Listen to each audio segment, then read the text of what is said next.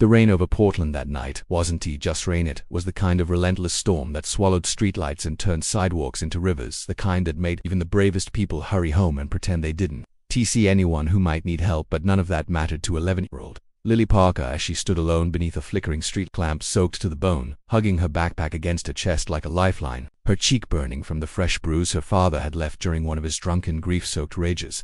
Ever since her mum died 2 years ago from cancer, her dad had drowned himself in alcohol and sadness so completely that Lily barely recognized the man who once braided her hair and made pancakes on Sundays. And now, after he'd thrown a picture frame at the wall but hit her instead, she'd finally run out the front door, down the stairs, into the storm barefoot at first until she remembered her shoes by the door and shoved them on while her hands shook uncontrollably, running with no plan, no destination, only one desperate thought repeating in her head: don't go back. Cars sped past, spraying cold water over her legs, and though drivers glanced her way, nobody slowed down. Nobody rolled down a window to ask if she was okay, because people were afraid of getting involved, or pretending not to notice was easier. But then someone did notice, someone who didn't look away. Daniel Reyes saw her from half a block away as he drove home from a late shift at the fire station, his headlights catching a tiny figure shivering in the rain, and something inside him, some old instinct, the same one that pushed him into burning houses and collapsing buildings, told him to stop. So he slammed on his brakes, pulled over dangerously fast, and stepped out into the storm without even thinking to grab an umbrella. He walked toward her slowly, deliberately, his hands visible, his voice low and gentle as he said only one word: hey. Not where are your parents or why are you out here, but just hey. Soft enough that it somehow reached her through the fear tightening her chest, though she still flinched like she'd expected him to grab her, hurt her, drag her somewhere, and the sight of that small terrified movement nearly broke him. Crouching down to her eye level despite the rain pouring down his face, he told her he wasn't there to hurt her, that she was safe in this moment. And when she finally looked up, he saw the bruise, the cut, the trembling lip of a child who had been brave for far too long. So he asked the simplest, most devastating question: can I help you? And she whispered, shaking so hard her teeth clicked, no hospitals, no police. He'll find me. And Daniel's heart twisted because he had heard those words from too many women, teenagers, and frightened kids he'd carried out of dangerous homes during his 15 years as a firefighter. He didn't push, didn't lecture her, didn't say she was wrong. Instead, he slipped off his jacket, warm, dry, heavy, and wrapped it around her tiny shoulders before asking if it was okay to drive her somewhere warm, reassuring her he would leave the doors unlocked and let her sit in the front seat so she could get out any time she wanted. And when she nodded, he led her to the car like she was made of glass, turning the heat to full blast the moment she climbed in.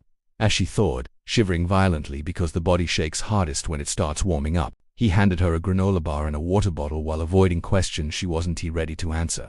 Driving not to a police station or hospital but to the safest place he could think of, the firehouse, dark and quiet at midnight except for the soft glow of exit signs reflecting off the shiny fire engine. He guided her into the kitchen, gave her a towel, pointed her toward the bathroom so she could dry off, then made hot cocoa on the stovetop the old-fashioned way, with real milk and too much chocolate, the way he used to make it for his nieces before the fire that took half his crew and left him scarred inside and out. When Lily came out of the bathroom wearing his oversized jacket like armor, cheeks pink from the towel, she was still trembling, but no longer from cold. And when he finally asked gently, "You hurt, don't you?" she nodded, voice cracking as she whispered, "He threw a picture at me. He didn't even look at me, he just yelled at someone who wasn't there." And something inside Daniel clenched with a mixture of anger and sorrow because he understood grief. Understood losing someone you love so hard that it scrapes the inside of your ribs raw. But nothing made it okay to hurt your child.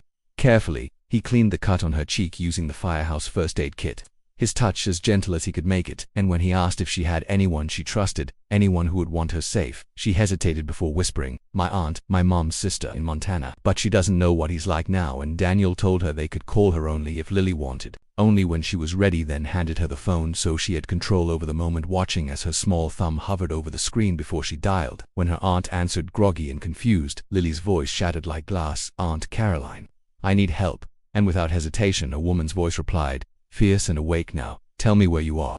I'm coming." And Lily's eyes filled with something Daniel hadn't seen in them until now. He drove her to a crisis safe house for the night, refusing to leave the parking lot until her aunt arrived the next day, pacing outside like a silent protector.